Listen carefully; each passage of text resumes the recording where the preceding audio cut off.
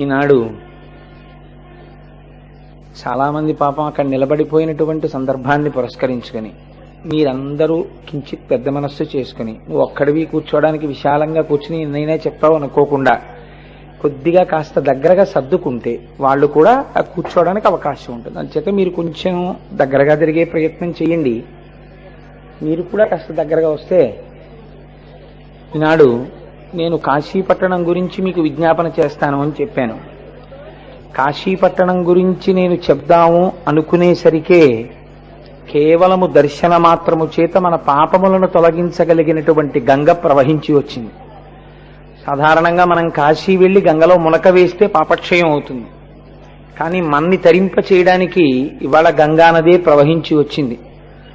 నా గురించి అపారమైనటువంటి ప్రేమ కలిగినటువంటి గోపాలకృష్ణ గారు ప్రేమ పొంగిల్లినప్పుడు దోషాలు కూడా గుణాలుగా కనపడతాయి. అందుకని వారు అప్పుడప్పుడు అలా అంటూ ఉంటారు. అవన్నీ నిజంగా నా ఎందున్నాయి అనుకుంటున్నారేమో.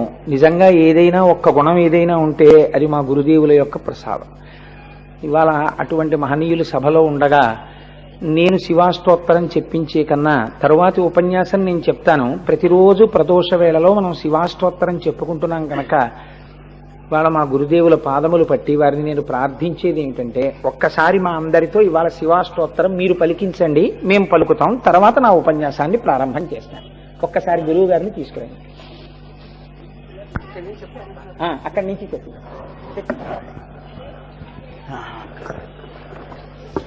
హరి ఓం. ధవల వపుషమిందోః ధవలవపుషమిందోః మండలే సన్నివిష్టం భుజగవలయహారం భస్మదిగ్ధాంగమీశం మృగయ పరశుపాణిం చారుచంద్రార్ధమౌళిం హృదయ కమల మధ్యే సంతతం చింతయామి శివో మహేశ్వర శంభుః పినాకీ శశిశేఖరః వామదేవో విరూపాక్షః కపర్దీ నీలలోహితః శంకరః శూలపాణిశ్చ ఖట్వాంగీ విష్ణువల్లభః శశి విష్టోంబికానాథః శ్రీకంఠో భక్తవత్సలః భవః సర్వస్త్రిలోకేశః శితికంఠః శివాప్రియః ఉగ్రః కపాలీ కామారీ అంధకాసురసూదనః గంగాధరో లలాటాక్షః కాలకాలః కృపానిధిః భీమః పరశుహస్తశ్చ మృగపానిర్జటాధరః కైలాసవాసీ కవచీ కఠోరస్త్రిపురాంతకః వృషాంకో వృషభారూఢో భస్మోద్ధూళిత విగ్రహః సామప్రియః సర్వమయః త్రయీమూర్తిరనీశ్వరః సర్వజ్ఞః పరమాత్మా చ సోమసూర్యాగ్నిలోచనః హవిర్యజ్ఞమయః సోమః పంచవక్త్రః సదాశివః విశ్వేశ్వరో వీరభద్రో గణనాథః ప్రజాపతిః హిరణ్యరేతా దుర్ధర్షో గిరీశో నఖః గిరీశో గిరిశో నగః భుజంగభూషణో భర్గో భుజంగభూషణో భర్గో గిరిధన్వా గిరిప్రియః గిరిధన్వా గిరిప్రియః వృత్తివాసాః పురారాతిః కృత్తివాసాః పురారాతిః భగవాన్ ప్రమథాధిపః భగవాన్ ప్రమథాధిపః మృత్యుంజయః సూక్ష్మతనుః మృత్యుంజయ సూక్ష్మతనుః జగద్వ్యాపీ జగద్గురుః జగద్వ్యాపీ జగద్గురుః వ్యోమకేశో మహాసేన వ్యోమకేశో మహాసేన జనకశ్చారు విక్రమః జనకశ్చారు విక్రమః రుద్రో భూతపతిస్థానుః రుద్రో భూతపతిస్థానుః అహిర్బుద్ధ్యో దిగంబరః అహిర్భూత్న్యో దిగంబరః అష్టమూర్తిరనేకాత్మ అష్టమూర్తిరనేకాత్మ సాత్విక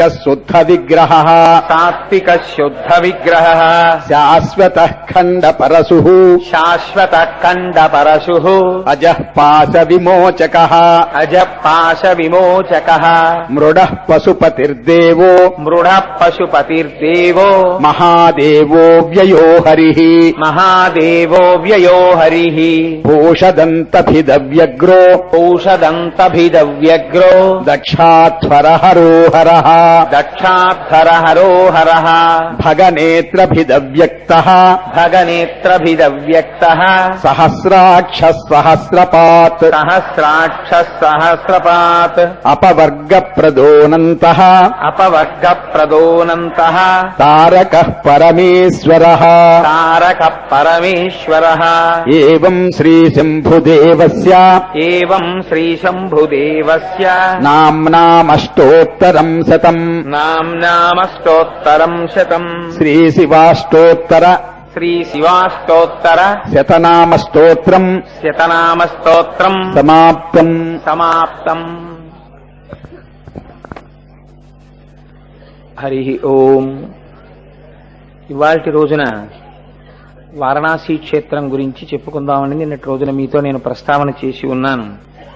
వారణాసి క్షేత్రంలో వెలిసినటువంటి విశ్వేశ్వరుడు గురించి ఒక ప్రార్థనా శ్లోకాన్ని పెద్దలు చెప్తూ ఉంటారు. సానందమానందవనీ వసంత ఆనందకందం హతపాప బృందం వారణాసీనాథమనాథనాథం శ్రీ విశ్వనాథం శరణం ప్రపద్యే.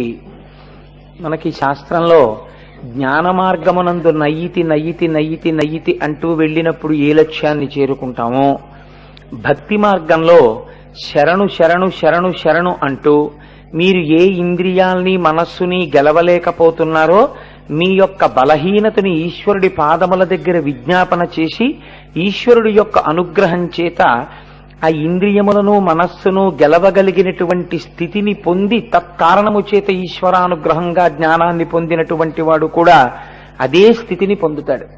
అందుకే మనం ఈ శరణు అన్న మాట సాధారణంగా వాడుతుంటాం. శరణం తరుణేందు శేఖర శరణం మే గిరిరాజ కన్యక శరణం పునరేవతా ఉభౌ శరణం నాణ్యతుపైమి దైవతం అంటాం. దీని చేత అందుచేతనే శరణనేటటువంటిది కేవలం నోటితో చెప్పేటటువంటిది కాదు. ఇప్పటి వరకు ఏవి మిమ్మల్ని మాయయందు తిప్పాయో, ఏవి మిమ్మల్ని సంసారమునందు మగ్నులుగా ఉండేటట్టుగా చేయగలిగాయో, వేటిని మీరిక గెలవలేనని అనుకుంటున్నారో అది యథార్థముగా భగవంతుని పాదముల దగ్గర అంగీకరించాలి. ఈశ్వర, నేను ఈ ఇంద్రియముల యొక్క అలజడిని తట్టుకోలేకపోతున్నాను, ఈ మనస్సు యొక్క ఉద్ధతిని నేను గెలవలేకపోతున్నాను, వీటిని గెలిచేటట్టుగా నీవే నీ శక్తిని నాయందు ప్రవేశపెట్టి నీ అనుగ్రహాన్ని నాయందు ప్రచోదనం చేసి దాని చేత నేను వీటిని గెలవగలిగినటువంటి సమర్థతని కటాక్షించు అని మీ బలహీనతని ఈశ్వరుడు ముందు అంగీకరించడం శరణాగత అవుతుంది. అందుకే ధూర్జటి కాళహస్తీశ్వర శతకంలో రోసీరోయదు కామినీ జనుల తారుణ్యోరు సౌఖ్యంబులన్ బాషీబాయదు పుత్రమిత్రధన సంపద్భ్రాంతి వాంఛాలతల్ కోశీ కోయదు నా మనంబకట నీకున్ ప్రీతిగా సక్రియల్ చేసీ చేయదు దీని త్రుళ్ళనచవే శ్రీకాళహస్తీశ్వర అని అడిగాడు. అది లొంగినట్టుంటుంది, లొంగకుండా పోతుంది. దాన్ని ఎంత అందంగానో ఇప్పటికీ సుఖం చాలన్నట్టుంటుంది, మళ్ళీ సుఖాలను అడుగుతుంటుంది. భగవంతుడి సేవ చేసినట్టుంటుంది, యామరిపోతుంది. ఇవన్నీ ఏమిటని వైరాగ్యం పొందినట్టుంటుంది, మళ్ళీ సంసారం వైపుకు పరుగులు తీస్తుంది.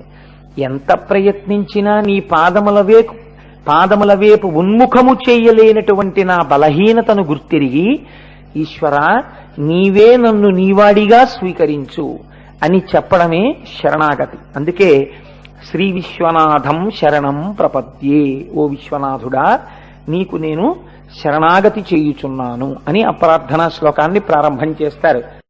సనాతన ధర్మమునందు జన్మించినటువంటి ఏ వ్యక్తికైనా జీవితంలో తప్పకుండా ఉండే కోరిక ఏమిటంటే ఒక్కసారి కాశీ వెళ్ళాలని, ఒక్కసారి కాశీ వెళ్ళాలని, ఒక్కసారి ఆ గంగలో స్నానం చెయ్యాలని, ఒక్కసారి ఆ విశ్వనాథలింగాన్ని 2 చేతులతో ముట్టుకోవాలని, ఒక్కసారి ఆ అన్నపూర్ణమ్మ దగ్గరికి వెళ్ళి నమస్కారం చెయ్యాలని, ఆ విశాలాక్షి తల్లి దేవాలయానికి వెళ్ళి అమ్మ తన విశాలమైన కన్నులతో ఈ లోకాన్నంతటినీ ఎలా పరిపాలన చేస్తోందనేటటువంటి విశేషాన్ని, అమ్మ కన్నులలో కారుణ్యాన్ని ఒక్కసారి దర్శనం చెయ్యాలని కోరిక లేనటువంటి వాడు సనాతన ధర్మమునందుండడు.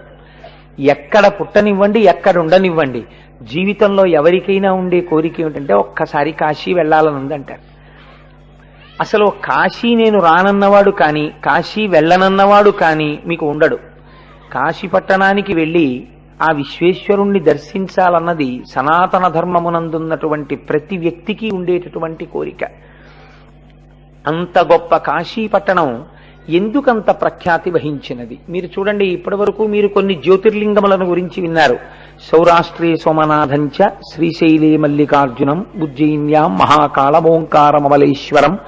వీటిలో మీకు ఆ వెలిసినటువంటి స్వయంభూ లింగము యొక్క గొప్పతనం ఉంది. లేదా నిన్నటి రోజు విన్నప్పుడు త్రయంబకేశ్వర చరిత్రలో ఒక మహానుభావుడైనటువంటి గౌతముని యొక్క తపస్సు చేత ఒక నది ప్రవహించినటువంటి ఘట్టం ఉన్నది. కానీ కాశీ పట్టణమే చాలా గొప్పది. మనకి శాస్త్రంలో అలా 2 పట్టణాలే కనపడతాయి. మిగిలినటువంటి పట్టణాల యందు ఇంత గొప్పతనాన్ని శాస్త్రాలు చెప్పలేదు. 2 ఆ 2 పట్టణాలే, 1 కాశీ, 2 అరుణాచలము. ఉత్తర భారతదేశంలో కాశీ, దక్షిణ భారతదేశంలో అరుణాచలం. వీటి యందు ప్రవేశమే గొప్ప అన్నారు. కాశీ పట్టణంలో ప్రవేశించడమే గొప్ప, అరుణాచలంలోకి ప్రవేశించడమే గొప్ప. ఈశ్వరానుగ్రహం లేనివాడు ఈ 2 పట్టణములలోకి ప్రవేశము చెయ్యలేడు. కాశీపట్టణ ప్రవేశం చేద్దామని సంకల్పం చేసినా వెళ్ళలేని వారెందరో ఉంటారు. అలాగే అరుణాచలం వెళదామని బయలుదేరి వెళ్ళలేక తిరిగి వచ్చేసేవాళ్ళు చాలా మంది ఉంటారు. ఎందుకు వెళ్ళనివ్వరు అంటే 2 పట్టణములు కూడా ఈశ్వరానుగ్రహం ఉన్నవారు మాత్రమే ప్రవేశించగలరు. ఆ పట్టణమే అటువంటి పట్టణము. కాశీ పట్టణము నిర్మాణం ఎలా జరిగింది? అది ఎవరైనా రాజు నిర్మాణం చేశాడా? లేకపోతే ఆ పట్టణానికి ఎంత గొప్పతనం వచ్చింది అంటే, కాశీనగరానికి అంత గొప్ప ప్రఖ్యాతి ఏర్పడడానికి ప్రధానమైన కారణం నిర్గుణమైనటువంటి పరబ్రహ్మము సగుణమైన మొట్టమొదటి ప్రదేశము బ్రహ్మాండమనందు వారణాసి. నిర్గుణమైన పరబ్రహ్మము అంటే కంటి చేత చూడబడదు, తెలియబడదు. అది నేను తరచు మీకు ఒక ఉపమానం చెప్తుంటాను. అలలు లేనటువంటి సరోవరం ఎలా ఉంటుందో అలాగే తనలో తాను రమిస్తున్నటువంటి పరబ్రహ్మం, ఏ కదలిక లేకుండా ఉన్నటువంటి స్థితి నిర్గుణమైనటువంటి పరబ్రహ్మము. అది మాంసనేత్రము చేత చూడబడదు, దర్శింపబడదు. అటువంటి నిర్గుణమైనటువంటి పరమాత్మ ఒకానొక సమయమునందు సాకారుడయ్యాడు. నిర్గుణము సాకారం అవడం అంటే ఏమిటి? ఇది మీరు కొంచెం జాగ్రత్తగా తెలుసుకుంటే తప్ప అసలు వారణాసి పట్టణం యొక్క గొప్పతనం మీకు అర్థం కాదు.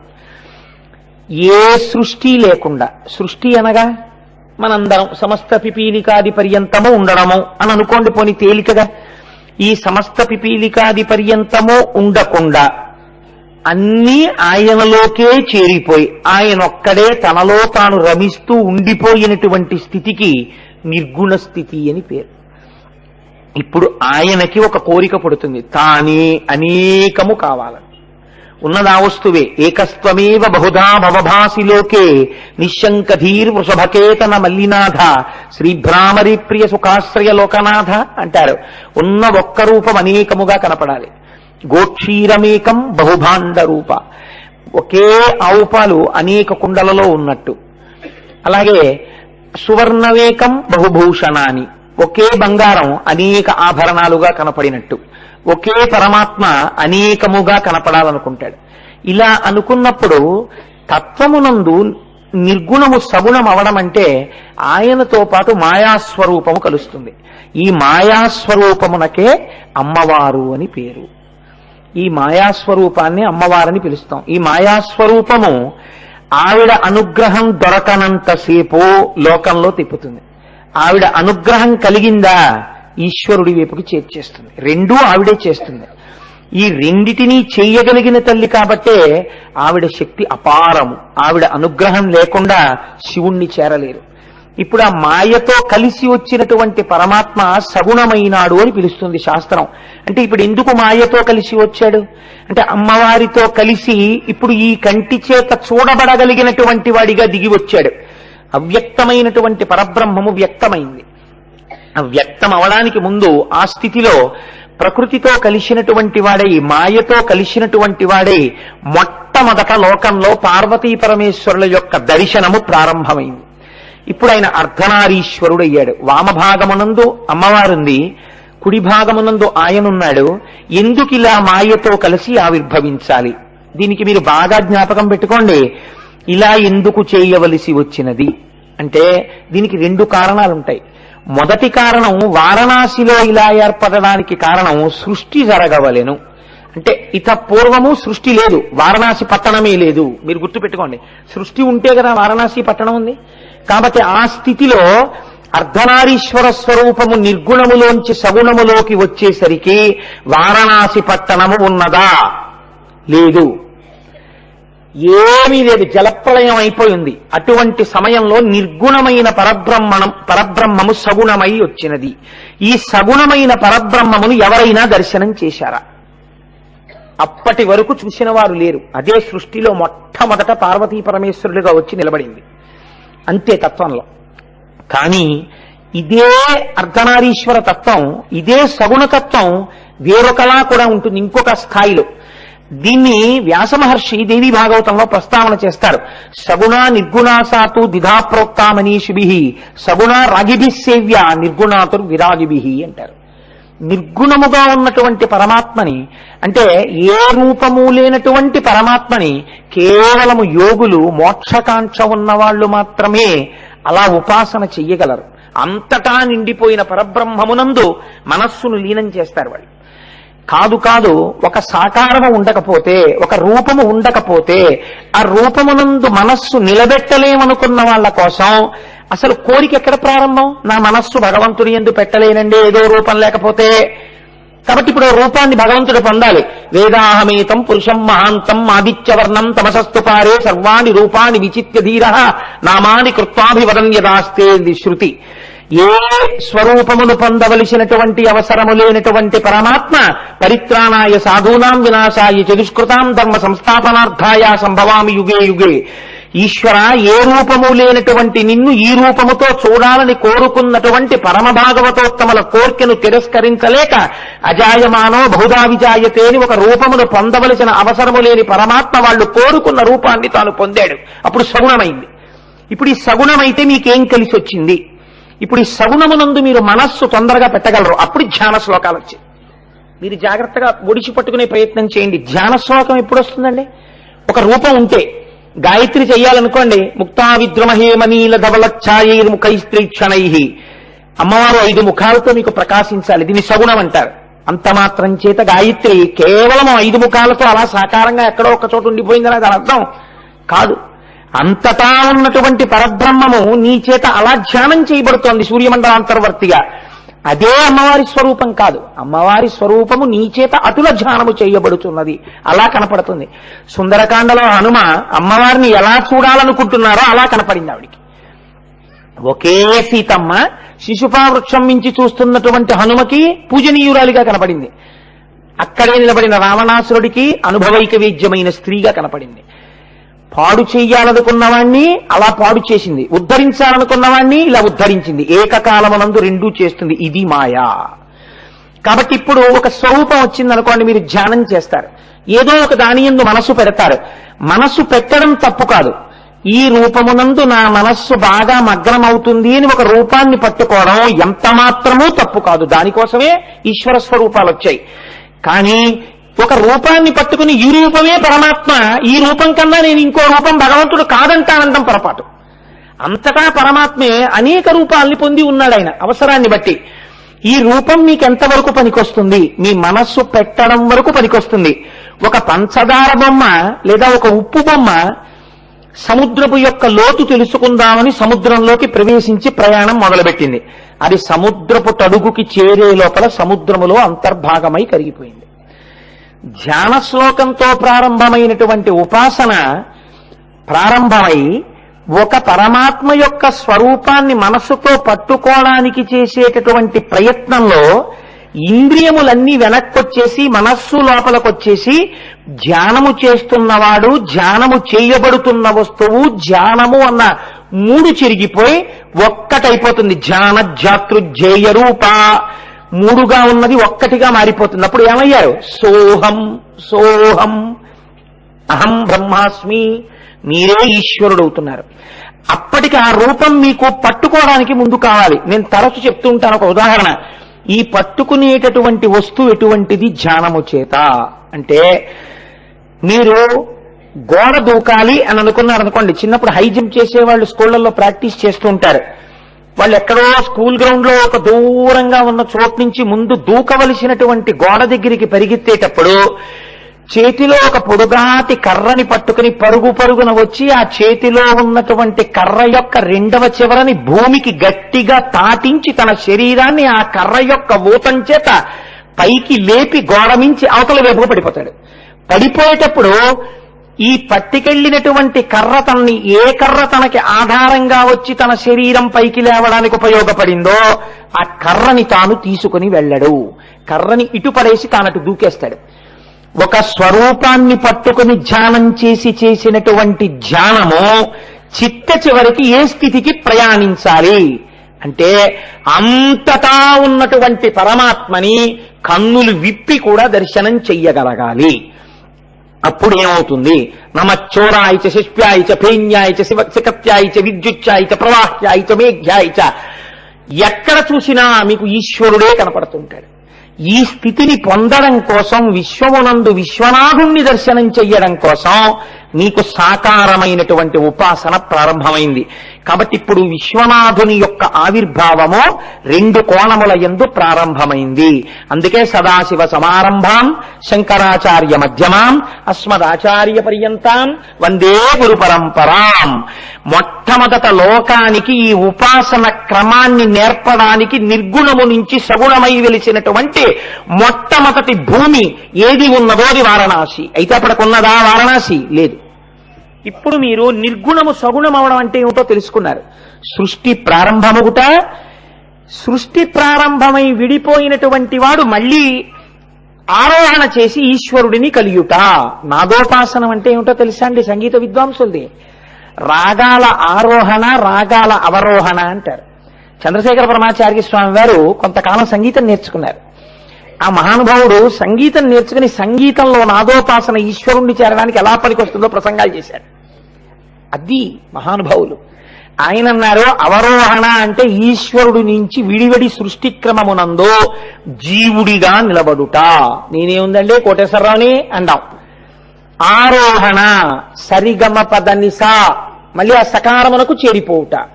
మళ్ళీ ఉపాసన చేసి దేని నుంచి విడివడిపోయి నువ్వు ఈశ్వరుడి కన్నా భిన్నమన్నావో ఆ ఈశ్వరుని యందు చేరిపోవుట.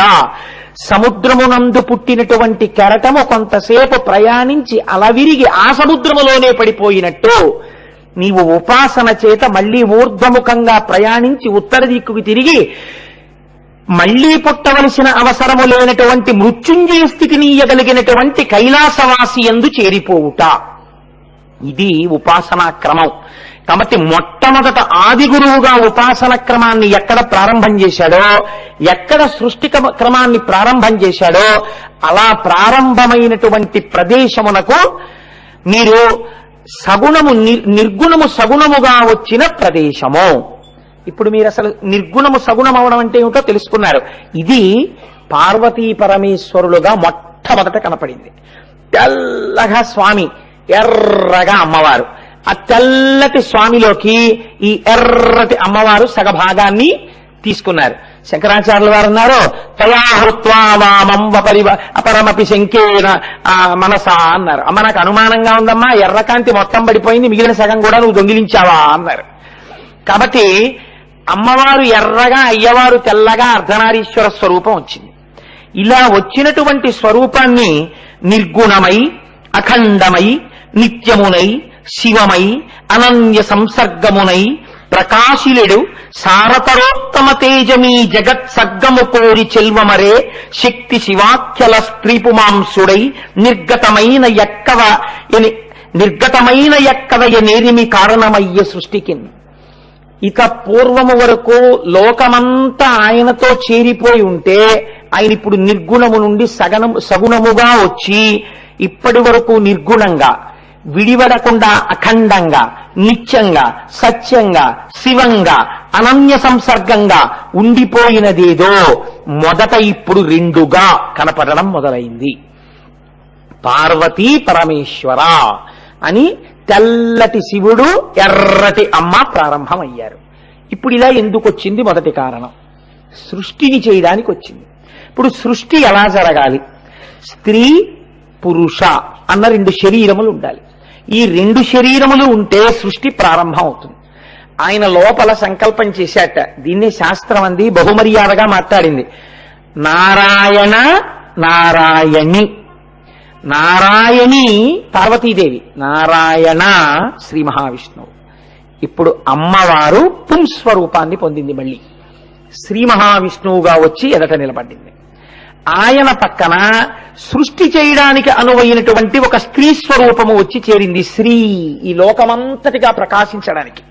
ఇప్పుడు వాళ్ళిద్దరూ చూసన్నారు, నీ సంకల్పము మాకు తెలిసింది, సృష్టి జరగాలన్నది నీ కోరిక, కానీ మేమేం చెయ్యాలి సృష్టి చెయ్యడానికి? ఇంత సృష్టి జరగాలి, ఏదో ఒకరినో ఇద్దరినో కంటం కాదుగా, కాబట్టి ఎలా ఇంత సృష్టి ఎలా జరుగుతుంది అని అడిగారు. అడిగితే ఆయన అన్నాడు, తపించండి అన్నాడు. పరమశివుడు నోరు విప్పి నిర్గుణము నుండి సగుణమైన తరువాత ఆయన నోటి వెంట పలికినటువంటి మొట్టమొదటి మాట తపింపుడు. మీరు తపించండి, తపస్సు చేయండి. వాళ్ళన్నారు ఎక్కడా? ఎందుకని?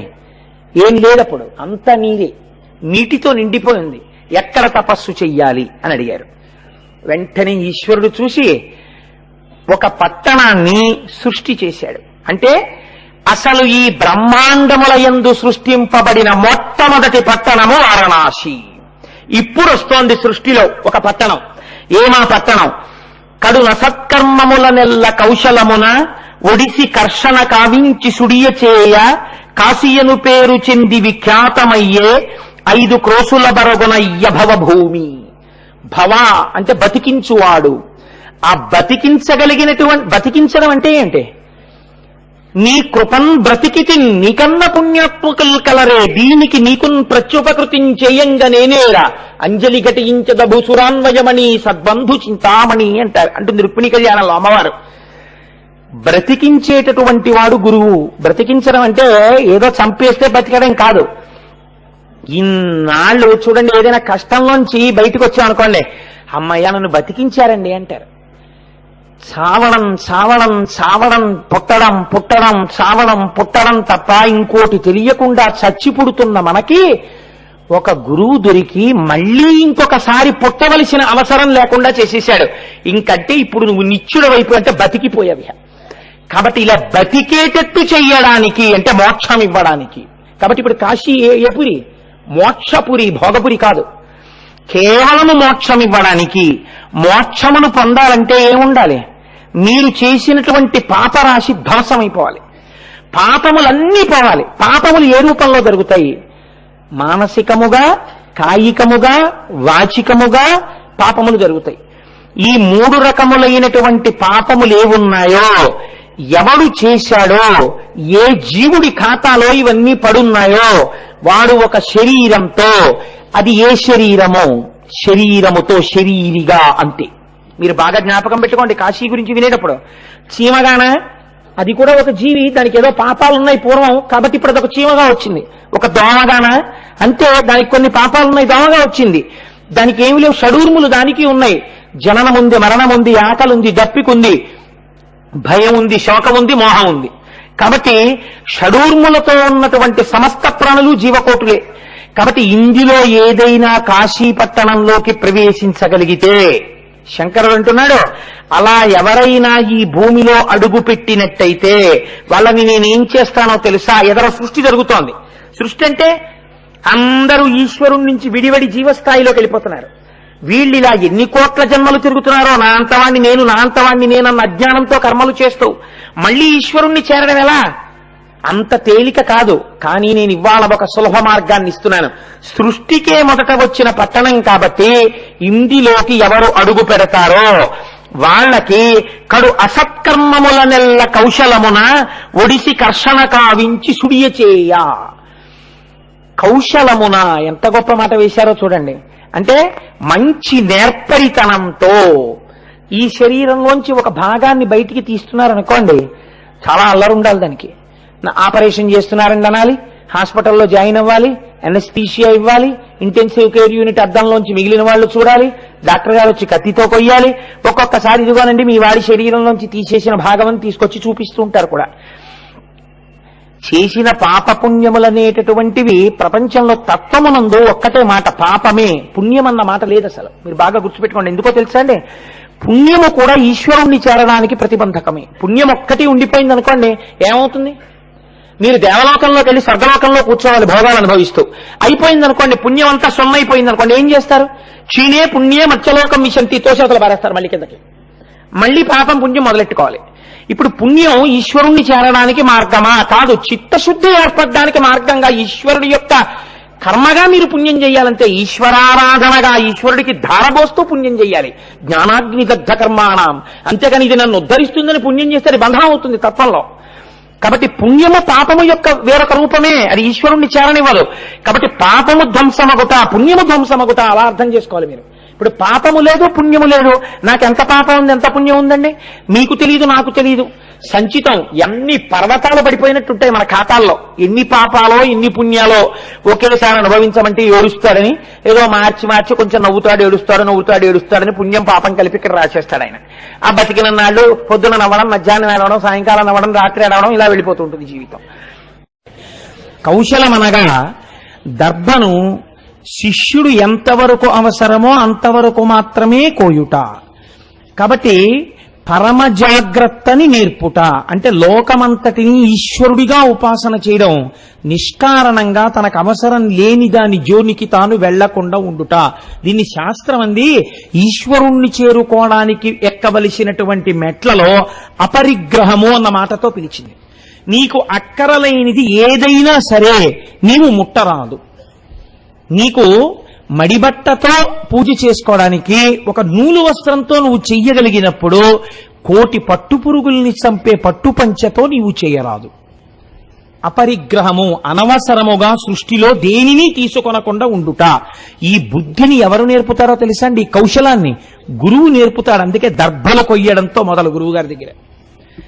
ఈశ్వరుడు గురువు శిష్యుడికి ఎలా నేర్పాడో ఉపాసన అంత అందంగా వీడి ఖాతాలో పడిపోయి ఉన్నటువంటి కొన్ని కోట్ల జన్మల నుంచి చేసిన పాపపుణ్యములన్న పర్వతములను కాశీలో అడుగు పెట్టగానే చూస్తాట. వీడు కోటేశ్వరరావు, వీడికి ఏముంది పాపం, ఏముంది పుణ్యం, ఏమిటి వీడి గత జన్మ? ఓ ఆవు, అంతకుముందు ఓ కుక్క, అంతకుముందు ఓ నక్క, అంతకుముందు ఓ పంది. వీడి ఖాతాలో ఎంత ఉన్నది పాపపుణ్యములు ఒక్కసారి చూస్తారు. అనంతముగా పడిపోయింది రాశి. ఈశ్వరుడు ఏం చేస్తాడో తెలుసండి? ఆయన మీకు మొన్నటి రోజున శివశబ్దం గురించి చెప్పాను.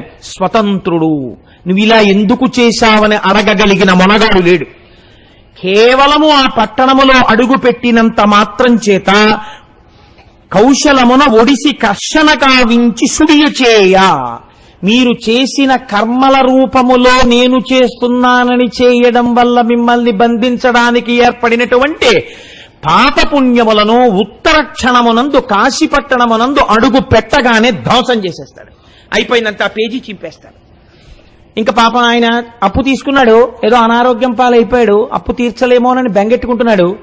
ఉదారుడై అప్పిచ్చిన ఆయన వెళ్ళన్నాడు, ఏమయ్యా నువ్వు ఎటువంటి వాడివో నాకు తెలుసు, నువ్వు చాలా మంచివాడివి, నీ కర్మకాలి తీసుకున్న అప్పు తీర్చలేని స్థితి వచ్చింది, చాలా ఇబ్బందిలో ఉన్నావు, ఇంకా నువ్వు నా అప్పు తీర్చక్కర్లేదనడానికి ఏం చేస్తున్నానో తెలుసా?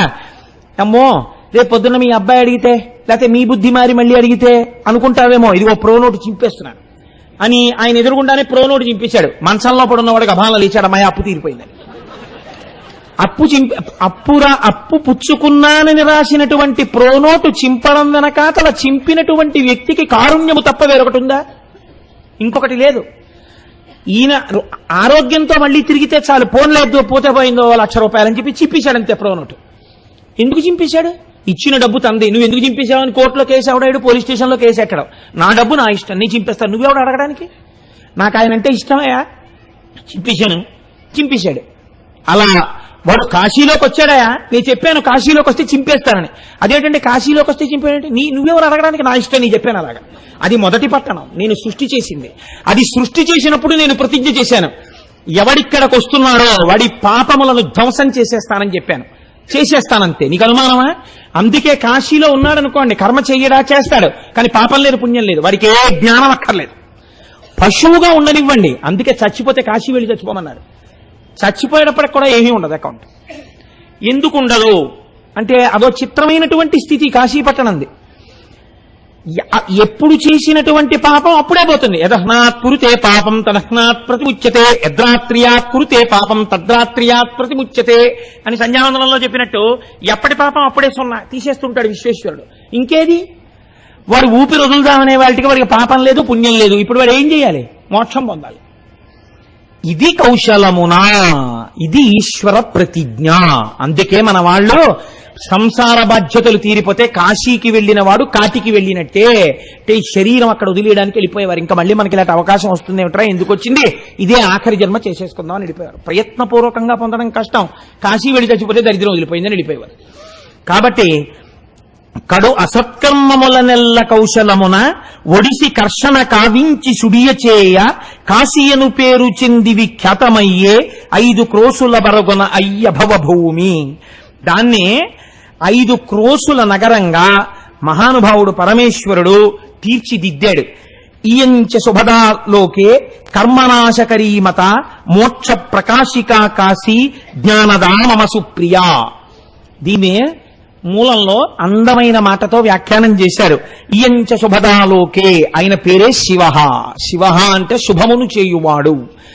ఎటువంటి శుభం చేస్తున్నాడు? ఇవాళ జ్ఞానమిచ్చి శుభం చేస్తున్నాడు. ఏమా జ్ఞానము, ఎలా వెడుతుంది మీరు చూద్దురు గాని కాశీపట్టణం గురించి. కర్మనాశకరీమత, అక్కడ చేసినటువంటి కర్మల వలన జన్మించినటువంటి పాపపుణ్యములన్నీ దగ్ధమవుతున్నాయి. మోక్ష ప్రకాశికా కాశీ, మోక్షమును ప్రకాశింపచేసినది కనుక కాశీ. జ్ఞానదామమ సుప్రియ, అది జ్ఞానమిచ్చేటటువంటి క్షేత్రము కనుక అది నాకు అత్యంత ప్రియమైనటువంటి పట్టణమైనది. ఇప్పుడు ఈ 5 క్రోసుల కాశీ పట్టణాన్ని సిద్ధం చేసి పరమాత్మ అన్నారు, పరమశివుడు ఇక్కడ తపించండి అన్నారు. అంటే మహానుభావుడు శ్రీహరి కూర్చుని అక్కడ తపస్సు ప్రారంభం చేశారు. ఆయన తపస్సు ఎంత గొప్ప తపస్సు చేశారంటే, ఆయన తపస్సు చేస్తున్నప్పుడు ఆయన శరీరమునకు పట్టినటువంటి చెమట కింద కూడా నీటితో నిండిపోయింది, ఒక్క కాశీ మాత్రమే ఉంది. ఈ చెమట ఆకాశంలో నది కింద ప్రవహించి వెళ్ళిపోతోంది తెల్లటి రూపంలో. వెళ్ళిపోతుంటే ఆయన బహిర్ముఖుడయ్యాడు తపస్సులోంచి. అయి ఇలా చూశాడు, ఇతపూర్వం కిందే చూశాడు నీళ్లు, ఇప్పుడు అక్కడ కూడా వెళ్ళిపోతున్నాయి నీళ్లు ఇలాగా. ఇదేమిటి, నేను తపస్సు ప్రారంభించినప్పుడు ఇక్కడ చూశాను నీళ్లు, ఇప్పుడు ఇలా కూడా వెడుతున్నాయి నీళ్లు అని చూశారు. ఆ నీళ్లు ఎప్పుడు ఇలాగే వెళ్ళావు కదా, అవి ఇలా వెడుతూ ఇలా కిందకు వచ్చేస్తున్నాయి. వచ్చేసవి ఏం చేశాయి, అలా కిందకొస్తున్నటువంటి నీళ్ల వంక చూసి ఆశ్చర్యపోతున్నాడు. తాను కూర్చున్నటువంటి కాశీ పట్టణాన్ని ముంచెత్తేస్తోంది. శ్రీ మహావిష్ణువు యొక్క శరీరము నుండి పుట్టినటువంటి తపము యొక్క వ్యగ్రత చేత కలిగినటువంటి జలధార మళ్ళీ కాశీ పట్టణం నీటితో నిండుతోంది. ఇప్పుడు శంకరుడు చూశాడు. చూసి ఇది కాశీ పట్టణం విష్ణువు యొక్క తపము వలన కలిగిన జలధారల యందు మునిగిపోతోందని తన త్రిశూలము చేత పట్టి పైకెత్తాడు. ఇప్పుడు దానికి త్రిశూల స్పర్శ కలిగింది. పైకెత్తి ఇలా పెట్టేటప్పటికీ ఈ నీళ్లలోంచి భూమి పైకి వస్తూ కనపడింది. అరే ఇదేదో చాలా గమ్మత్తుగా ఉందిరా, మళ్ళీ భూమి పైకి లేస్తోంది వారణాసి అని ఆయన ఇలా కిందకి చూశాడు. ఆశ్చర్యంతో ఇలా అండంలో చెవికి పెట్టుకున్నటువంటి ఒక కుండలం ఊడి ఠంగున నీళ్లలో పడిపోయింది. అది ఎక్కడ పడిందో అదే మణికర్ణికా తీర్థమైంది. కాశీలో గంగలో ఇదే మణికర్ణికా ఘాట్ అని పిలుస్తుంటాం, అది మణికర్ణికా ఘాట్. అక్కడ పైకెత్తాడు పరమాత్మ, త్రిశూలం మీద పైకెత్తి ప్రతిజ్ఞ చేశాడు, ఇప్పటి వరకు ఈ పట్టణాన్ని మాత్రమే సృష్టించాను, ఇప్పుడు చెప్తున్నాను, లయం జరిగిపోయినప్పుడు లోకాలు ప్రళయ జలముల యందు ఈ లోకమంతా మునిగిపోతుంది, కానీ ఈ కాశీ నా త్రిశూలమునికి పైన నించుంది కాబట్టి ఈ ఒక్క పట్టణం మాత్రం ములగదు, ఇది అలాగే ఉండిపోతుంది కాశీ. కాబట్టి కాశీకి లయం లేదు. అసలు ఆ పట్టణమే ఎంత గొప్ప పట్టణమో చూడండి, వారణాసి పట్టణం అని దేవతల. అప్పుడు ఆయన మహానుభావుడు యోగ నిద్రలోకి వెళ్ళాడు శ్రీమన్నారాయణుడు. అప్పుడు ఆయన నాభిలోంచి ఒక కమలం ఆవిర్భవించింది. ఆ కమలంలోంచి చతుర్ముఖ బ్రహ్మగారు వచ్చారు. ఆ చతుర్ముఖ బ్రహ్మగారు వేదాన్ని ఆధారంగా చేసుకుని ఈ సమస్త సృష్టిని చెయ్యడం ప్రారంభం చేశారు. కాబట్టి సృష్టి రచన ప్రారంభమైన భూమి వారణాసి. పరమశివుని యొక్క త్రిశూలము మీద పైకెత్తబడిన భూమి వారణాసి. శ్రీ మహావిష్ణువు యొక్క తపోధారల యందు మునిగి పళ్ళి పైకి తేలిన భూమి వారణాసి. వారణ అసి అనబడేటటువంటి 2 నదుల సంగమ క్షేత్రము వారణాసి. శంకరుడి యొక్క జటాజూటం మీద పడి అక్కడి నుంచి కిందకి ప్రవహించి వచ్చినటువంటి గంగానదీ చేత ఒడిపిడితో ప్రవహించినటువంటి భూమి వారణాసి.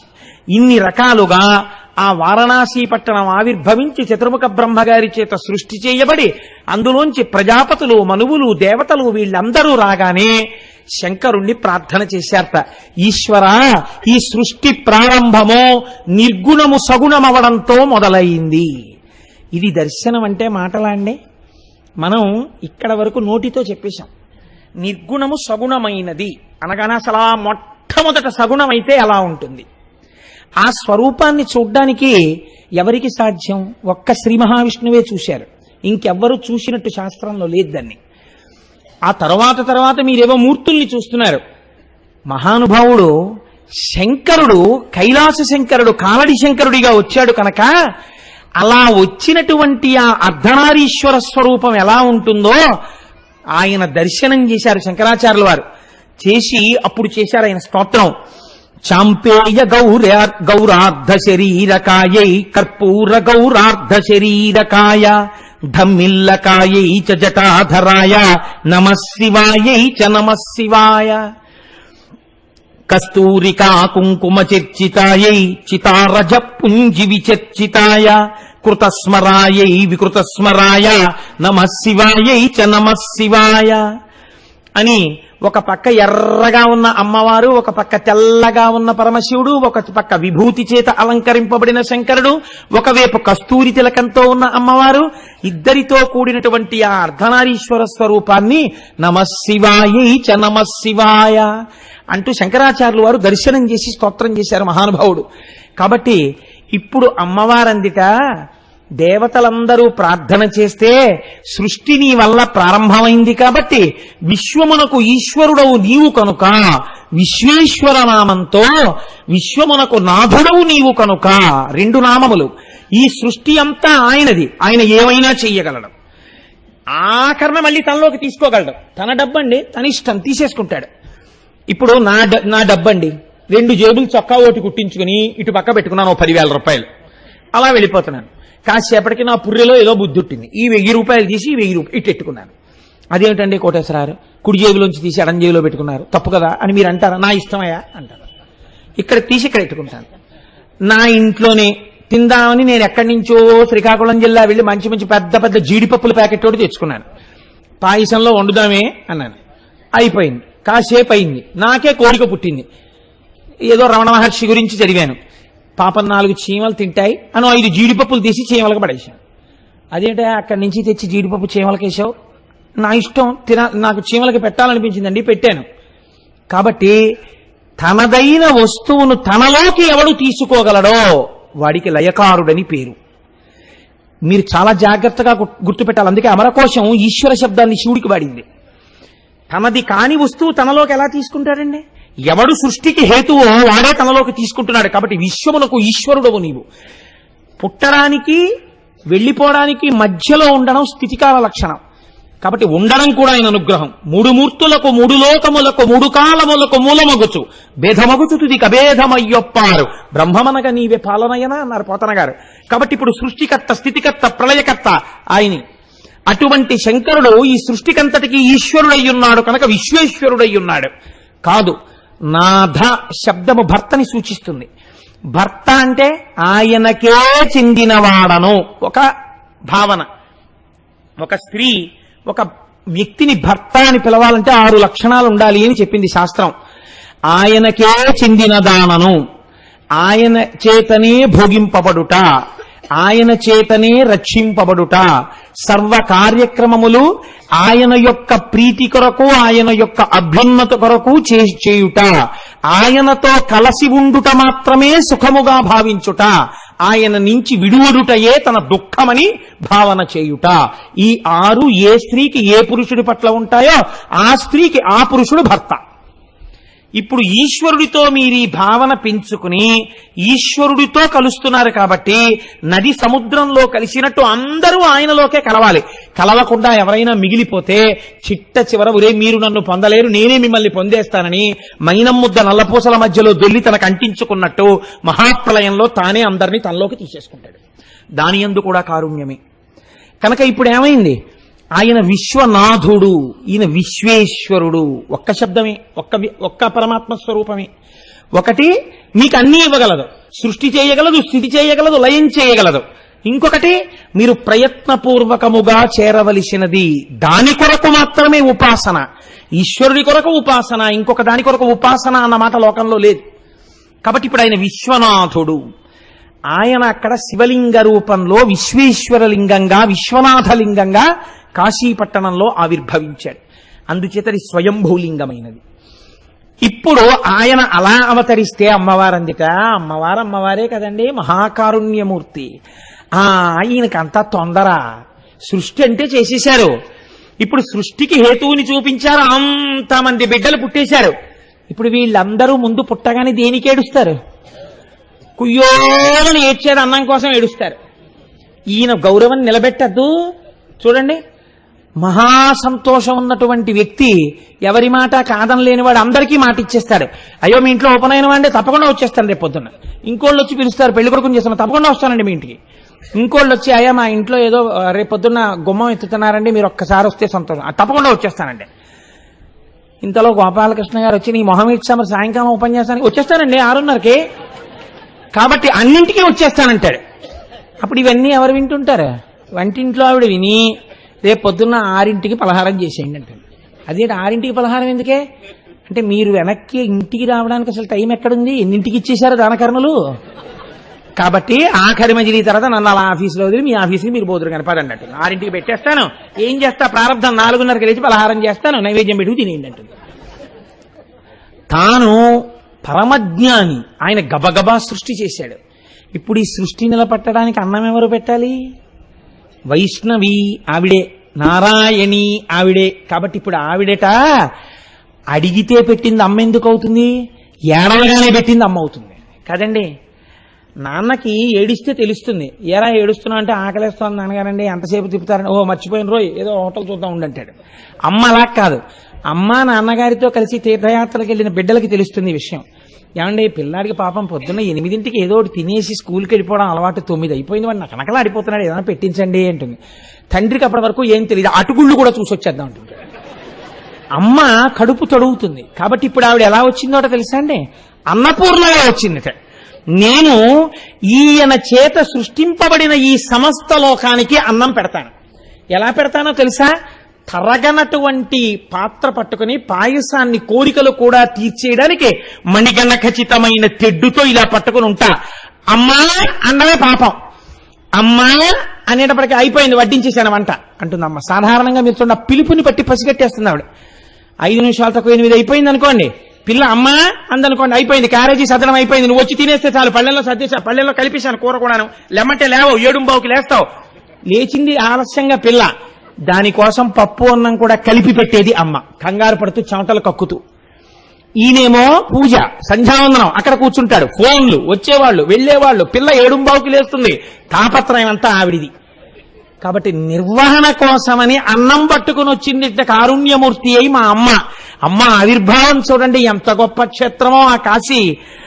పరశివశక్తియుం తనదు భర్త శివుండట విశ్వభర్తనాదొరగడు దివ్యలింగమయి వాసము చెందుట చూచి తాను సంబరమున అన్నపూర్ణయను భాస్వరనామము దాల్చి చేరి శంకరు కెలనన్ వసించే మునికాంతలెరింగి చలంగి పొంగగాన్. ఎంత గొప్ప పద్యాలు వేసేశారండి మహానుభావుడు.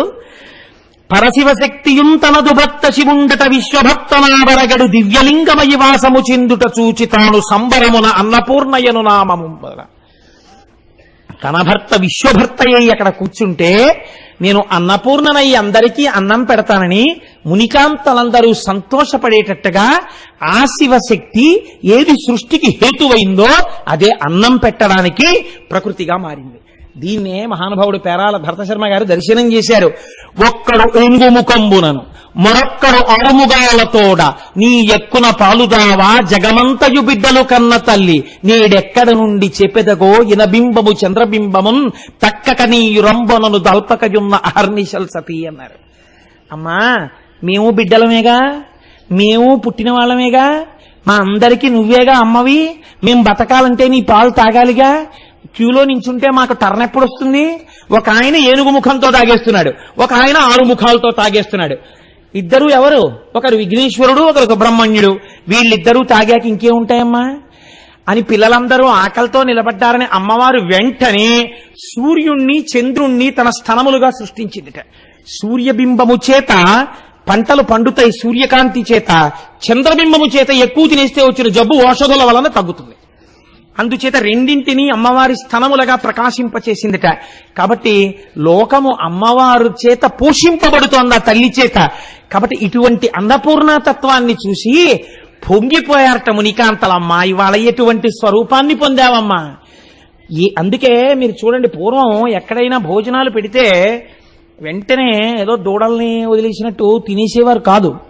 ఒక్కసారి కూర్చుని నిత్యానందకరీ వరాభయకరీ సౌందర్యరత్నాకరి నిర్ధూతాకిల ఘోర పావనకరీ ప్రత్యక్ష మాహేశ్వరి ప్రాళేయాచల వంశ పావనకరీ కాశీపురాధీశ్వరి భిక్షాం దేహి కృపావలంబనకరీ మాతా అన్నపూర్ణేశ్వరి అనేవారు.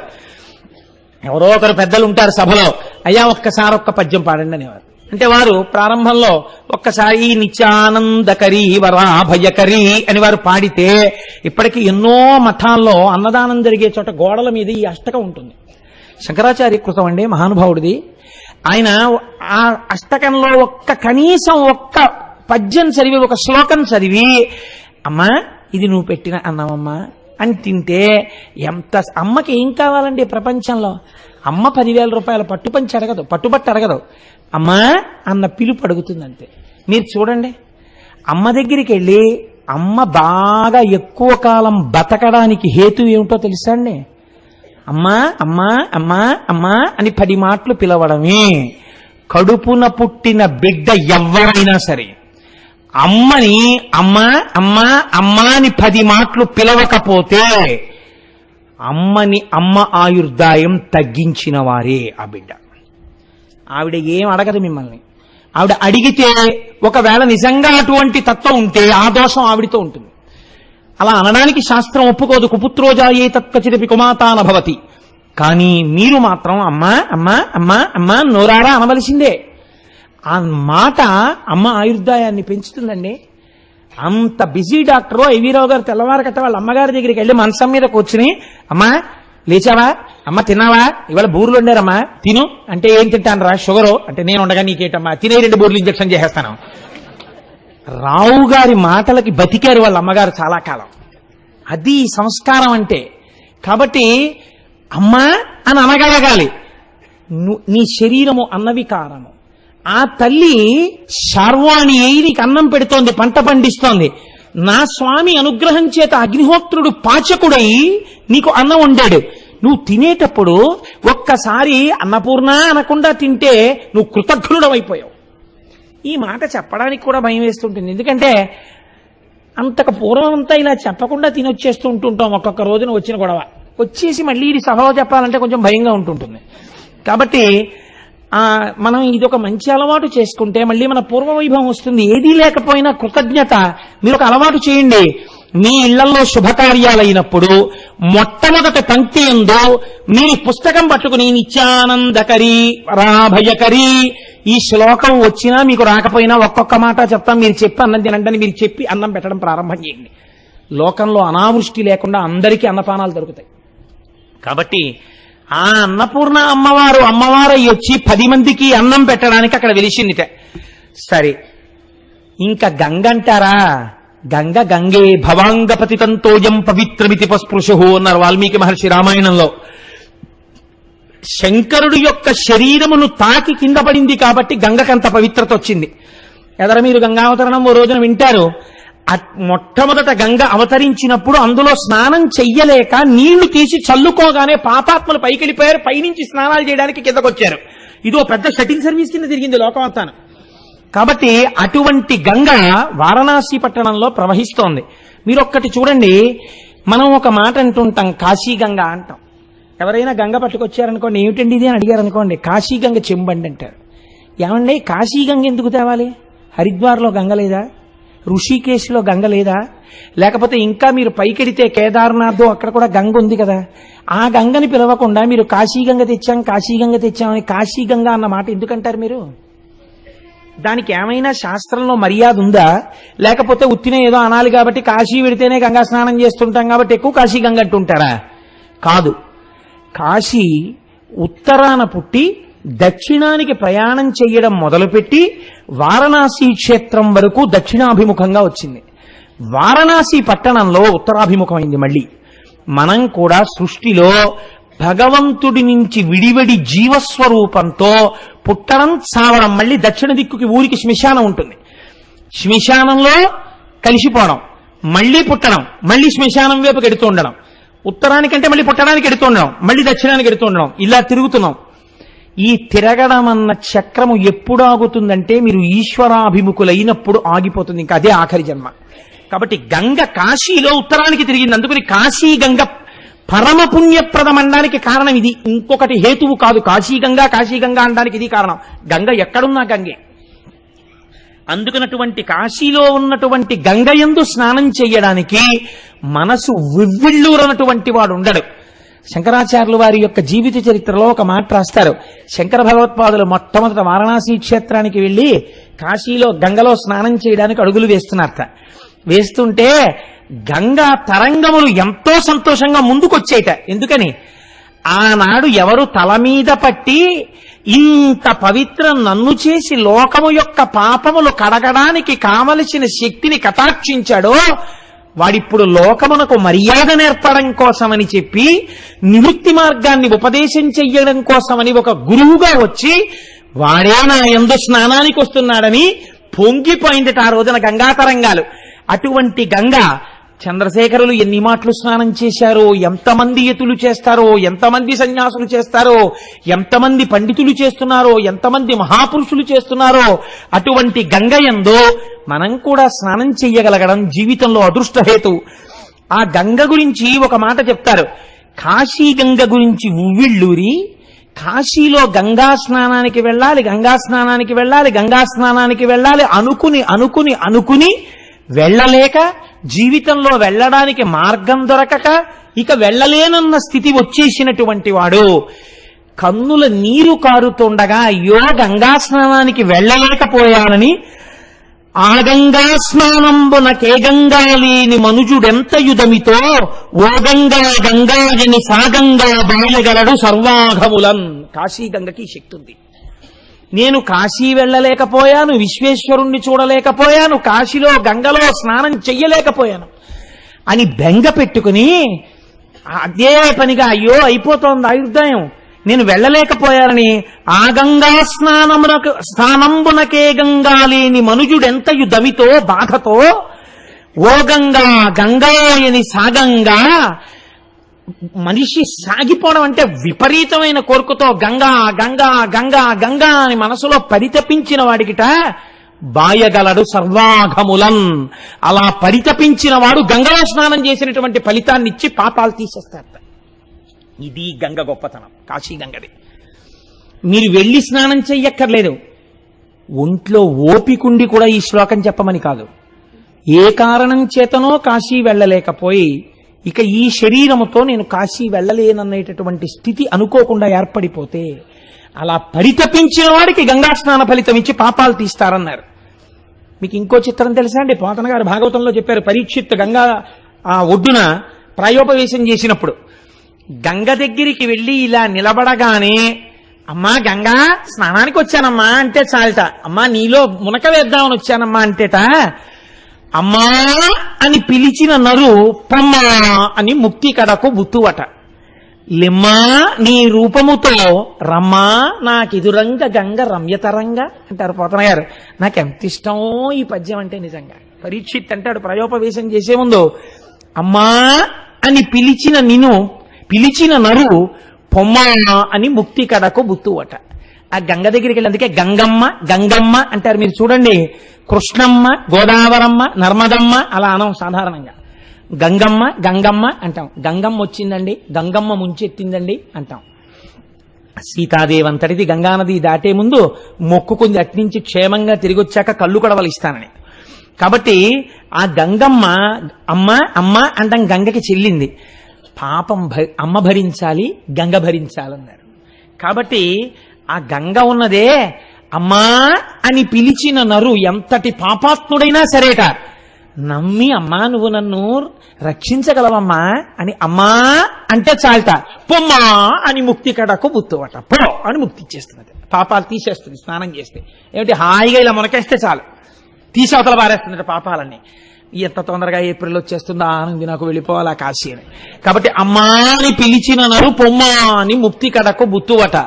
లిమ్మా నీ రూపముతో రమ్మా నాకెదురంగ గంగ రమ్యతరంగా. అమ్మా ఒక్కసారి ధవళ వస్త్రధారివై సాకారముగా నాకు ఒక్కసారి కనపడమ్మా అంటాడు పరీక్షిత్. కనుక భగవద్గీత కించిదిధీత గంగాజల్లవ కణికా పీత సకృతపియేన మురారి సమర్చ క్రియతే తస్య యమేన న చర్చ అన్నారు మహానుభావుడు శంకరాచార్యులు వారి భజగోవిందంలో. భగవద్గీత కించిదధీత, భగవద్గీతలో ఒక్క శ్లోకాన్ని బాగా అర్థం చేసుకుని జీవితంలో అనుష్ఠానంలోకి తెచ్చుకున్నటువంటి వాడికి గంగాజలలవ కణికాపీత, గంగ బొట్టుని నాలుక మీద వేసుకున్నటువంటి వాడికి సకృదపియేన మురారి సమర్చ, శ్రీ మహావిష్ణువుని మనఃపూర్వకంగా అర్చన చేసినటువంటి వాడికి క్రియతే తస్య యమేన న చర్చ, యముడితో చర్చ లేదు అన్నారు. ఎందుకుండదు? అసలు వాళ్ళు రారు కాబట్టి. వాళ్ళు వస్తే ఏమిటంటే భయంకరమైన రూపాలు చూసి రా రా అంటే నేను బాబాయ్ నేను రానంటాడు. చక్కగా శివపార్షదులో విష్ణు పార్షదులో వచ్చారనుకోండి, ఎంత ఆనందంతో వాళ్ళని చూస్తుండడంలోనే వాళ్ళతో కలిసిపోతాం. కాబట్టి చర్చ లేదంటే మోక్షం పొందుతాడు అని. కాబట్టి ఆ గంగా స్నానం అంత గొప్ప గంగా స్నానం. అసలు చిత్రం ఏమిటంటే భారతీయుడిగా పుట్టినటువంటి ప్రతివాడు ఒక్క కోరిక కోరుకుంటాడు, నా శరీరం పడిపోయిన తరువాత ఈ అస్థికలు గంగానదిలో నిమజ్జనం అవ్వాలని కోరుకుంటాడు.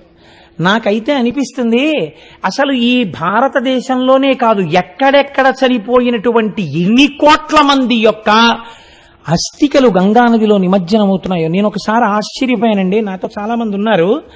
నేను త్రయంబకంలో గౌతమీ నది ఒడ్డున నిలబడి చూస్తుంటే పిడతతో తీసుకొచ్చి ఒక ఆయన తండ్రి గారివో తల్లి గారివో అస్థికలు కలుపుతున్నారు. నా పక్కన యాదృచ్ఛికంగా బహుశా పరమశివుడే అలా నిలబడి ఉంటాడు, ఒక సైంటిస్ట్ ఒక ఆయన నిలబడి ఉన్నారు. నేను యథాలాపంగా నా పక్క వాళ్లతో, ఇలా కలుపుతారు కదా, ఈ నదీ పరివాహక ప్రాంతం కింద ఎన్ని ఎముకలు నిలబడిపోయి ఉంటాయో, తొందరగా కరగవు కదా ఎముకలు అని ప్రస్తావన చేస్తుంటే ఆయన నాతో ఒక ఆశ్చర్యకరమైన విషయం చెప్పారు. ఈ విషయంలో ల్యాబొరేటరీస్లో టెస్ట్స్ అయ్యాయండి. గంగా జలాలకి త్రయంబకంలో ఉన్న గోదావరి జలాలకి ఒక శక్తి ఉంది, ఎముకని కూడా అతి తొందరగా కరిగిపోయేటట్టు చేసేస్తాయి. ఎముకలు కరిగిపోతాయి ఇక్కడ నీళ్ళల్లో, ఏమి శక్తో తెలియదు. అసలు కల్మషం అన్నది ఉండదు. ఎప్పుడు ఎన్ని అందులో కలిసిపోతున్నా గంగే. మీరు చూడండి, మన ఇంట్లో నీళ్ళు సీసాతో 4 రోజులు పెట్టండి, కంపు వస్తాయి. గంగను తీసుకొచ్చి డబ్బాలో ఎన్నాళ్ళు పెట్టండి, వాసన రాదు. ఏమిటో ఆ శక్తి, ఈశ్వర శక్తి నిజంగా జలాలకి. అందుకే ఈ దేశం ఆపో వాయుదగం బ్రహ్మ, నీటిని బ్రహ్మంగా పూజ చేసిందండి. ఇప్పుడు వచ్చిన నీరు మీరు ఏమిటి? ఎప్పటి నుంచో నీటిని పరబ్రహ్మంగా ఉపాసన చేసింది ఈ లోకం. భారత జాతి దేన్ని కూడా అనుభవైక వైద్యమైన వస్తువుగా చూడలేదు, అన్నింటినీ పరబ్రహ్మంగా చూసింది, నీటిని ప్రత్యేకించి ఆదరించింది. అందుచేతనే అటువంటి గంగ భగవద్గీత కించిదిధీత గంగాజలలవ కణికాపీత సకృతపేన మురారి సమర్చ క్రియతే తస్య యమేన న చర్చ. శాస్త్రంలో ఒక మర్యాదతో కూడిన మాట చెప్తారు. భార్య అంటే ఏమిటండి? శాస్త్రంలో భార్య అంటే దానికి అత్యంత ప్రాధాన్యత కలిగినటువంటి మాట ఒకటి చెప్తారు. భార్య అనగా పురుషుని విశ్రాంతి స్థానము. ఎంత గొప్ప మాట చూడండి. బయట ఎంత అలిసిపోయి ఎన్ని ఇబ్బందులు పడి ఇంటికి రానివ్వండి, ఆవిడ్ని చూడగానే, ఆవిడ ముఖం చూడగానే, ఆవిడ లాలనలో, ఆవిడ పాలనలో, ఆవిడ ఇచ్చిన ఓ గ్లాసుడు కమలాపల రసంలో, ఆవిడ అనునయమైన వాక్యముల యందు పురుషుడు విశ్రాంతి చెంది బతుకుతాడు, టెన్షన్లన్నీ పోగొట్టుకుని. ఆవిడే గయ్యాళై నీ అంత చేతకాని మొగుడని ఎదురు తిరిగితే భర్తని చంపుకు తిన్న పాపం ఉన్న పెళ్ళం అది. అంటే పురుషుడి విశ్రాంతి స్థానం భార్య. ఆయన ఏదో పొరపాటు చేస్తే ఏం పర్వాలేదు, ఈశ్వరుడున్నాడు, మీరు బెంగ పెట్టుకోకండి, మీరు రక్షింపబడతారు, ఎందుకంత బెంగెట్టుకుంటారు అని మాట్లాడినది భార్య. కాబట్టి పురుషుడికి భార్య విశ్రాంతి స్థానం. విశ్రాంతి స్థానం కనుక ఆయన మనసు గెలుచుకున్న స్థానం. భార్య అంటే పురుషుడి యొక్క అనురాగ స్థానం. ఆయన అనురాగం అంతా ఎక్కడుంటుందంటే ఆవిడ యందు మాత్రమే ఉంటుంది. నివర్తయ మనోమర్త స్వజనే క్రియతామ్మనః అంటుంది సీతమ్మ. అనురాగమన్నది మనసులోంచి ఉద్దుదము కాగానే భార్య జ్ఞాపకానికి రావాలి. అనురాగ స్థానము భార్య. ఈ రెండు భార్య ఎందుంటాయి. అందుకే అసలు స్త్రీకి ఈ జాతి వేసినంత పెద్దపీట ఎవరేశారండి? అంత పెద్దపీట వేసి మాట్లాడింది. కాబట్టి అనురాగమును, పరమశివుడికి అనురాగం ఏమిటి? ఆయన మహానుభావుడు, గొప్ప జ్ఞాని. అటువంటి అనురాగాన్ని, ఆయన అనురాగాన్ని 4 చూరగొన్నాయి. అందుకే శాస్త్రంలో అంటారు శివుడికి 4 భార్యలు ఉన్నారన్నారు. అదేమిటండి శివుడికి 4 భార్యలు ఏమిటన్నారు? ఆయన అనురాగాన్ని 4 చూరగొన్నారట. ఒకటి గౌరి ఒకతే, ఆకాశ గంగ ఒకతే, కాశీ ఒక్కతే, దక్షిణ కాశీ ఒకతే, 4 శంభునకు లోక నాయకునకు రాణి వాసంబులను రాగ రసము పేర్మి. రాగరసం చేత, అనురాగం చేత, ప్రేమ చేత, ఆయన యొక్క హృదయాన్ని చూరగొనడం చేత ఈ 4 భార్యాస్థానాన్ని పొందారట. ఎవరు? గౌరి ఒక్కతే. ఆ అమ్మ పేరు చెప్పకపోతే ఇంకేమైనా ఉందా? ముందు గౌరీదేవి. మీరు విందురుగాని ఎదరా ఎందుకు అసలు గౌరీనామం వచ్చిందో, పెళ్లిళ్లలో గౌరీ తపస్సు ఎందుకు చేస్తారో చెప్తాను, విందురుగాని. గౌరి ఒక్కతే, ఆకాశ గంగ ఒకతే. పక్కన ప్రవహిస్తున్నటువంటి ఆ గంగ అంటే శంకరుడికి అంత ఇష్టంట. కాశీ ఒక్కతే, తన చేత నిర్మింపబడిన కాశీపట్టణం అంటే ఆయనకు అంత ఇష్టంట. అందుకే వ్యాసుణ్ణి శపించాడు. కాశీ ఒక్కతే, దక్షిణ కాశీ ఒకతే, దక్షారామం అంటే ఆయనకు అంత ఇష్టంట. మన అదృష్టం అండి, 1 అరగంట వెళ్ళిపోతే దక్షిణ కాశీ వెళ్ళిపోతాం. దక్షారామం అంటే ఆయనకు అంత ఇష్టంట. శ్రీనాథుడు చెప్పాడు మహానుభావుడు. దక్షిణ కాశీ ఒకతే, 4 శంభునకు లోక నాయకునకు రాణి వాసంబులను రాగ రసము పేర్మి. ఆయన యొక్క అనురాగాన్ని చూరగొన్న వాళ్ళవడం వల్ల ఈ 4 ఆయనకి భార్యలయ్యారు. మీరు చూడండి, ఇందులో ఒక గమ్మత్తు ఉంటుంది. వ్యాసుడు మహాజ్ఞాని, వేద విభాగం చేశాడు, 18 పురాణములను ఇచ్చాడు. కాశీ మోక్షపురి. అంతటి కాశీపట్టణంలో పెద్దలైన వారు ముందు నడువడిని చూపిస్తే వెనకనున్న వాళ్ళకి అలవాటవుతుంది. కాబట్టి వ్యాసుడిని అటువంటి పరీక్షకి నిలబడగలిగినటువంటి వ్యక్తిగా విశ్వేశ్వరుడు నమ్మాడు. నమ్మి ఒక 7 రోజుల పాటు ఆయనకి అన్నం దొరకకుండా చేశాడు. 7 రోజులు అన్నం దొరకలేదు. అన్నం దొరకకపోతే ఇంత వ్యాసుడికి అక్కసు పుట్టింది. ఈ క్షేత్రంలో అన్నం దొరకలేదు, 7వ రోజు మిట్ట మధ్యాహ్నం అయిపోయింది. వెనకాతల 300 మంది శిష్యులు ఉన్నారు. అయ్యో, శిష్యులు నకనకలాడిపోతున్నారు. ఈ కాశీపట్టణంలో అన్నం దొరకలేదు కనుక తనని అవమానించడం కన్నా తన భార్యను అవమానిస్తే పురుషుడికి కోపం వస్తుంది. నాకు కాశీలో అన్నం దొరకలేదు కాబట్టి కాశీని శపిస్తానన్నాడు ఆయన. ఇది చిత్రం. కాశీ ఎవరిప్పుడు? ఆయన 4 భార్యల్లో ఒకరు. ఆయన అనురాగ స్థానం పరమేశ్వరుడికి. కాశీ జోలికెడితే ఊరుకుంటాడండి ఈశ్వరుడు. కాబట్టి ఆయన ఇప్పుడు చేతిలో శాపజలాల్ని పట్టుకుని ధనము లేకుండదడు 3 తరములందు 3 తరములు చెడుగాక మోక్షలక్ష్మి విద్యలను 3 తరములు వెడలాయు పంచజనులకు కాశికా పట్టణమున. కాశీలో ఎవరుంటారో వాళ్ళకి 3 తరాలు డబ్బు లేకుండా పోతుంది. కాశీలో 3 తరాల వరకు మోక్షం రాకుండా పోతుంది. కాశీలో 3 తరాల వరకు విద్య లేకుండా పోతుంది కాశీలో ఉన్న వాళ్ళకి. కాశీలో ఉన్న వాళ్ళు ఎవరైనా సరే ఇదే గతి పడుతుంది అన్నాడు. అప్పుడు ఏమవుతుంది? కాశీలో ఉన్న వాళ్ళందరూ వెళ్ళిపోతారు. కాశీ అంటే పండిత స్థానం అండి. అటువంటి కాశీ నిర్జనం అయిపోతుంది. ఇటువంటి శాపాన్ని ఇవ్వబోయాడు. చేతిలోకి నీళ్లు పట్టుకున్నాడు. పట్టుకునేటప్పటికీ గభాల తలుపులు తెరుచుకున్నాయి ఒక ఇంటివి. అందులోంచి ఒక 50 సంవత్సరాల స్త్రీ పసుపచ్చటి ముఖంతో విజయవాడ కనకదుర్గమ్మ ఎలా ఉంటుందో అలా ఇంత బొట్టు పెట్టుకుని ఇలా చెయ్యెత్తేటప్పటికి చేతుల గాజులు కనకనలాడుతుండగా పారాణి పెట్టుకున్న పాదాలతో పసుపచ్చటి పట్టుచీర కట్టుకుని బయటికొచ్చి పక్కనే ఉన్నటువంటి వేరొక యవ్వనంలో ఉన్న చెలికెత్తె మీద భుజం మీద చెయ్యి వీసి ఒక్కతే పరపురుషుడితో మాట్లాడకూడదు కనుక ఆవిడంది నోరు తెరిచి, భిక్షలేదని ఇంత కోపింతూరయ్యా, కాశికాపట్టణము మీద కనినేయ అంటే కన్యకు పుట్టినవాడు సత్యవతీదేవి కుమారుడు. కాశికాపట్టణము మీద కానికేయ కారణజన్ముడివి, నీకింత కోపమా అన్నం పుట్టలేదని? నీ మనశ్శుద్ధి తెలియంగా నీలకంఠుడు ఇంత చేసను కాక కూడేమి బ్రాతి. నీ మనశ్శుద్ధిని లోకానికి తెలియజేయడం కోసమని నీలకంఠుడి పరీక్ష పెట్టాడు. తట్టుకోలేకపోగా కాశీపట్టణాన్ని శిపిద్దాం అనుకుంటున్నావా? ఎంత అమాయకుడివయ్యా వ్యాసుడా నువ్వు. శ్రీ విశాలాక్షి బంగారు త్రిడ్డునందు అమృతపాయసమసగున అభ్యాగతులకు కాశికాపురి మధ్యాహ్న కాలమనగా వినియు నెరుగవే ఆతిథ్య వేళలందు. ఏం వినలా వ్యాసా నువ్వు? మధ్యాహ్నం అయ్యేటప్పటికి కాశికాపట్టణంలో ఉన్నటువంటి ప్రతివాడికి విశాలాక్షి అయి ఇంతంత కళ్లతో పిల్లలు అన్నంతో ఉన్న ఆకలితో ఉన్నారేమో అని చూడ్డానికి వచ్చింది అన్నపూర్ణ. ఇక్కడ పెద్ద పెద్ద కళ్లతో చూసి బంగారు తెడ్డుతో అన్నం పెడుతోంది మధ్యాహ్నం. ఎక్కడ ఏ రూపంలో పెట్టినా అమ్మవారి పెడుతోంది కాశీలో. అటువంటి అన్నపూర్ణ వెలిసిన క్షేత్రంలో అన్నం దొరకకపోతే ఈశ్వరుడి యొక్క పరీక్ష అన్న ఆలోచన నీకెందుకు రాలేదయా? కాశీని శపిద్దాం అనుకున్నావా? బుభుక్షిత కిన్న కరోతి పాపం. ఆకలితో ఉన్నవాడు ఏ పాపమైనా చేసేస్తాడనడానికి నువ్వే ఉదాహరణయా వ్యాస. కాశీపై కోపగింపక తదు నీకు ఎంత కోపించునో ఇంతకిందుమౌళి విప్రణవుగాన నేరము వెతుకతగదు భిక్ష కొని రమ్ము మాటలు పెక్కులేలా. బ్రాహ్మణుడవయ్యా, నీ మీద నేను నిందారోపణ చేసి నువ్వు చేసింది మంచా చెడా చర్చ చేయకూడదు. దా లోపలికి. ఇటు అన్నం లేదని కదా నువ్వు ఇంత బాధపడిపోతున్నావు. వెళ్ళు, ఒక్కసారి గంగానది ఒడ్డుకెళ్ళి స్నానం చేసేసి మధ్యాహ్న కాలంలో చెయ్యవలసిన సంధ్యావందనం చేసి శివలింగానికి అభిషేకం చేసుకుని మీ శిష్యులతో రా, అన్నం పెడతాను అంది. ఏమిటి ఇంత మంచి ధీటిగా చెప్తోంది ఈవిడ, అన్నం పెడతానని ఇంతమంది శిష్యులతో. పెడుతుందా అనుమానపడ్డాడు ఆయన.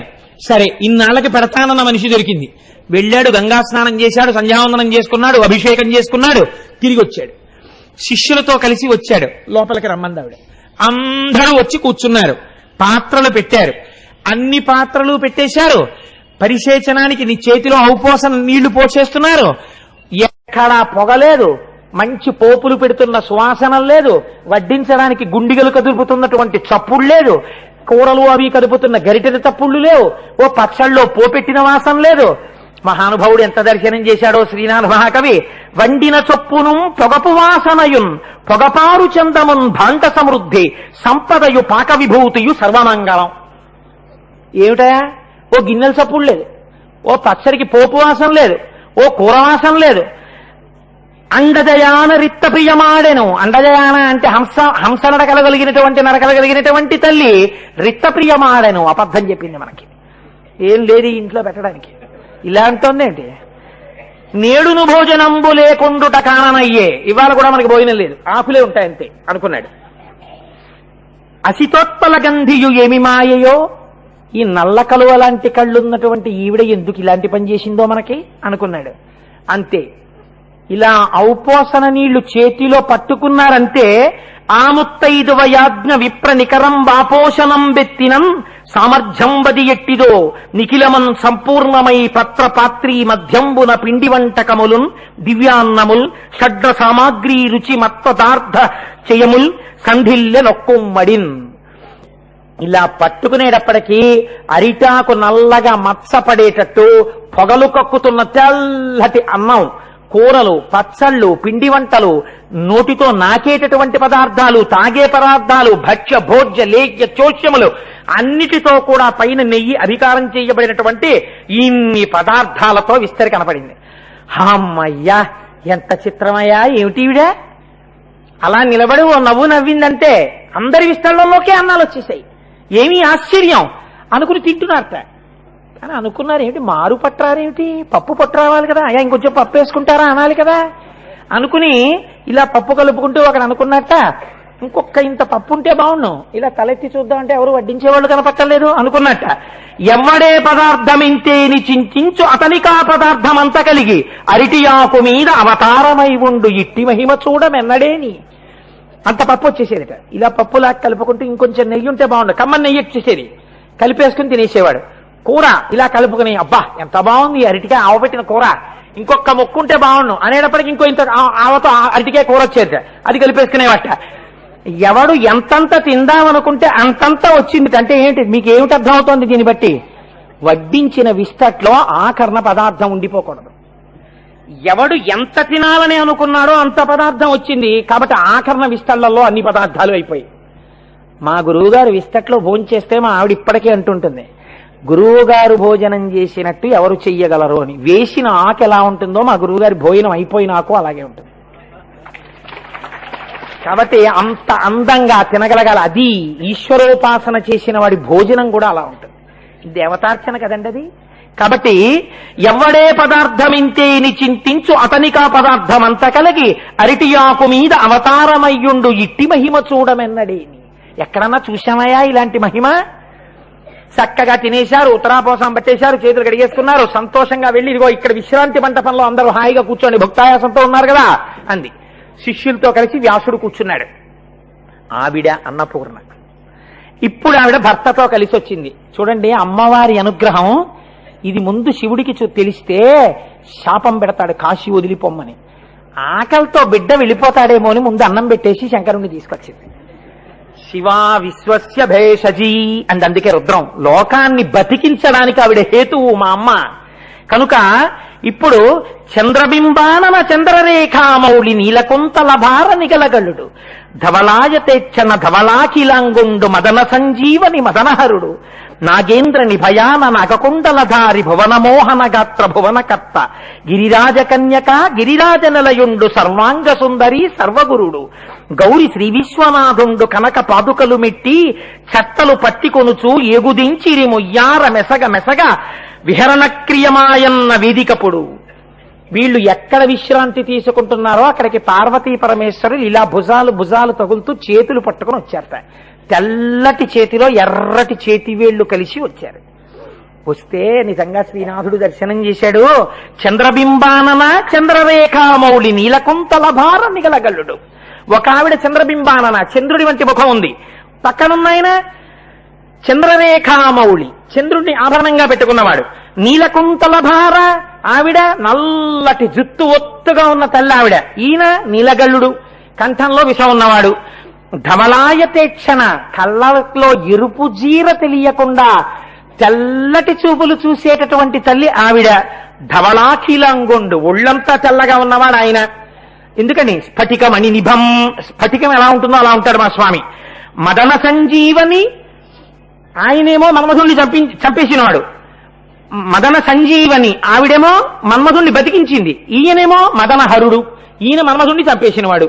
ఇద్దరు ఒకరి పక్కన ఒకరు ఎటువంటి వాళ్ళు వస్తున్నారో చూడండి. వీళ్ళిద్దరిది కలిపి ఆది దంపతులు, వీళ్ళది కాపురం. అంటే ఆయన చంపేశాడు, ఈవిడ బతికించేసింది. కాబట్టి మదనహరుడు. నాగేంద్రని భయాన ఏనుగు నడిచినట్టు అందమైన నడవగలిగినటువంటి తల్లిగా పార్వతీదేవి. నాగకుండలధారి పావుల్ని కుండలాలుగా పెట్టుకున్నటువంటి శంకరుడు. భువనమోహన గాత్ర భువనములన్నీ మోహపడిపోతాయి ఆవిడే నోరు విప్పిందంటే. వ్యాసుడు లలితా సహస్రంలో చెప్పాడు కదా, ఒక్కసారి శభాష్ అందంతే అమ్మవారు తొలగేసింది గరీబు సరస్వతీదేవి.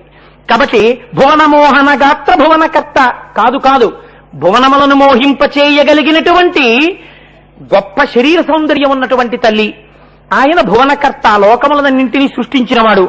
గిరిరాజ కన్యక ఆవిడేమో పర్వతరాజపుత్రి, ఈయన గిరిరాజ నిలయుండు, ఈయన కైలాస పర్వతం మీద వాసం ఉండేవాడు. సర్వాంగ సుందరి అన్ని అవయవముల యందు సౌందర్యం ఉన్నది. సర్వగురుడు లోకమునకు గురుడైనటువంటి వాడు ఆయన. గౌరి శ్రీ విశ్వనాథుండు కనక పాదుకలు మెట్టి చట్టలు పట్టికొనుచు బంగారు పాదుకలు తొడుక్కుని నడుస్తుంటే పాదముల మంజీరములు గల్లు గల్లు అంటున్నాయిట. అలా ఏగుదించిరి ముయ్యార మెసగ మెసగ ఒయ్యారంతో ఇద్దరూ కలిసి నడిచొచ్చేట. విహరణ క్రియమాయున్న వేదికప్పుడు అప్పుడు మేము విశ్రాంతి తీసుకుంటున్న వేదిక దగ్గరికి వచ్చారు పార్వతీ పరమేశ్వరులు. చెప్తున్నాడు మహానుభావుడు వ్యాస మహర్షి. వచ్చి అమ్మవారి వంక చూశాట, ప్రసన్నంగా నవ్వుతోందట. అయ్యవారి వంక చూశాట అని ఉన్నట్ట. ఏంటి ఇంత కోపంగా ఉన్నాడినా అని బెంగ పెట్టుకున్నట్ట. ఇదేంటి ఎప్పుడు చూడలేదే, ఇలా ఉన్నాడేంటి కోపంగా నా పట్ల, అమ్మవారింత ప్రసన్నంగా ఉంది అనుకున్నట్ట. శంకరుడు అన్నట్ట, ఏమిరా నువ్వు ప్రాజ్ఞుడవని 7 రోజులు అన్నం దొరకకపోయినా ముక్తక్షేత్రంలో ఎలా ఉండాలో అలా ఉంటావని నీకు పరీక్ష పెడితే నువ్వు తట్టుకోలేకపోగా నా చేత నిర్మింపబడి కొన్ని కోట్ల మందికి మోక్షం ఇవ్వడం కోసమని సిద్ధం చేయబడినటువంటి వారణాసి పట్టణంలో ఎవరు ఉండకుండా చేద్దామనుకుంటున్నావా అని శాపవాక్యంతో ఎంతకి తెగించావురా? ఏది నా లక్ష్యమో ఏది నా ధ్యేయమో దాన్ని త్రోసిరాదనగలిగిన శాపం ఇవ్వాలనుకుంటున్నావా అంటే ఆయన సంకల్పానికి వ్యతిరేకంగా ప్రయత్నించాడు. శివ సంకల్పమస్తు అనవలసిన వాడు వ్యతిరేక్తంగా ప్రవర్తించాడు. ఎందుకు నీ అభిషేకం ఇంకా, ఎందుకు నువ్వు చదువుకున్నటువంటి శాస్త్రం ఇంకా, ఎందుకు నీ తపస్సు ఇంకా, నీవిహ కాశీలో ఉండడానికి అర్హుడవు కావు. కాబట్టి నువ్వు కాశీ విడిచి ఉత్తరక్షణం నీ శిష్యులతో కలిసి వెళ్ళిపో అన్నాడు.